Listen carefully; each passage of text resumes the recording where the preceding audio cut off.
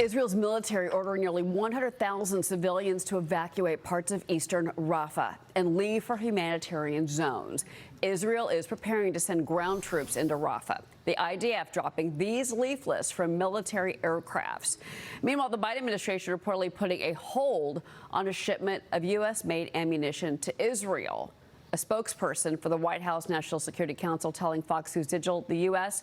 will continue to do what is necessary to ensure Israel can defend itself from the threats that it faces. Joining me now is Tennessee Senator Bill Hagerty. He's a member of the Senate Foreign Relations, Appropriations, Rules, and Banking Committees. Senator, good morning. Good morning to you. So the Wall Street Journal writing an op-ed about, in particular, this move that Axios reported over the weekend, that the Biden administration is holding on to one ammunition shipment that was supposed to go out last week to Israel. Axios saying the Israelis are scrambling and they're nervous because they are worried that this is going to be the start of maybe the Biden administration pulling back support for them and military operations. What can you tell us? Cheryl, it's very disturbing. I've seen the same reports that you have. We've inquired with the State Department to determine the veracity of these reports. But if it's true, I think it's quite disturbing. And frankly, it's not surprising. The Biden administration has been using both sidisms here. They're basically saying we support Israel at the same time. They're doing everything they can to support Hamas. I don't see them imposing any sorts of constraints when they relax the sanctions on Iran. No constraints at all when they help our adversaries. But here we are with our only ally, our only real ally in the Middle East. And the Biden administration is imposing constraint after constraint, trying to dictate what happens politically within that country, and now trying to dictate the terms of war on the ground.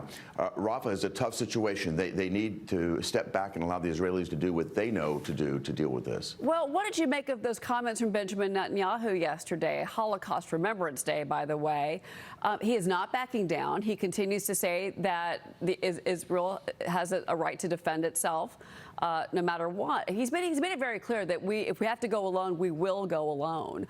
That's one thing I want to ask you about. The other is that the Wall Street Journal had an op-ed this morning about this ammunitions pullback that reportedly had happened, saying that this is another mistake by the Biden administration because they keep inserting themselves into these negotiations of a ceasefire, which never happens. It's happened once. And that the White House is making, again, a calculated mistake in how it handles the war between Israel and Gaza.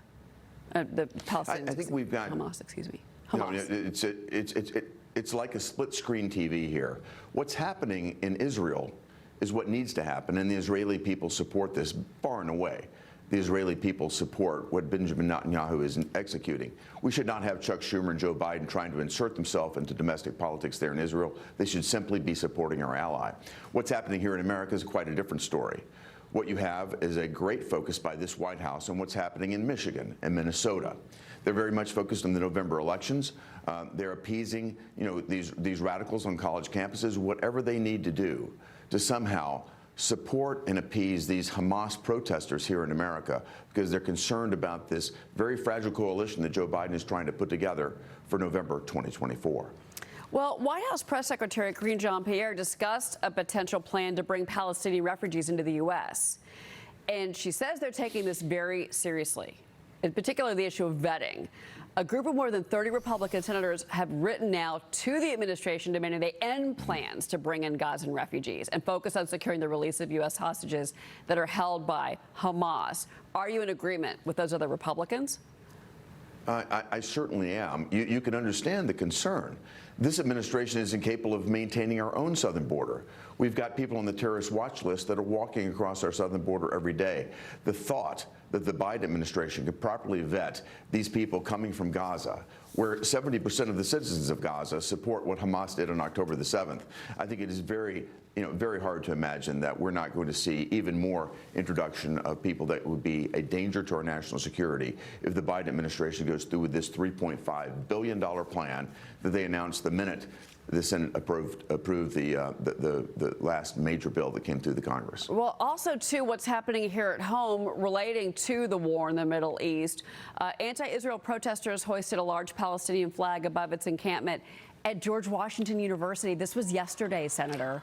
And then the campus statue of George Washington, the founder of our nation, remains defaced. This morning, the university's president calls the encampment, quote, increasingly unsafe. Doesn't seem to be doing much more to clear it out. And then the Wall Street Journal is reporting that left-leaning activist groups trained students for months, well before these protests started, Senator. Do you think we should have a federal investigation to the Department of Justice or the FBI, someone, start to look into who these agitators are on these campuses, where they came from, and where are they getting their support, whether it's domestic support or it's overseas support? Well, I think it's quite disturbing to Americans to see what's happening on our college campuses. Not all college campuses, of course, but the illustration that you just gave with respect to George Washington University, the grandfather of our nation, George Washington, having his statue defaced. This is happening in campus after campus after campus. And when we learn that it's organized, I don't know why Americans should be surprised in any respect. People like George Soros have been fomenting dissent in America for years. We do have foreign agitators as well, people like Hans-Georg Wyss, Swiss billionaire, who is doing everything he can to distort American elections. Again, it's interesting that this type of thing happens before major presidential election years. You go back to 2012 with Occupy Wall Street, you know, the BLM riots that took place in 2020, and here we are today.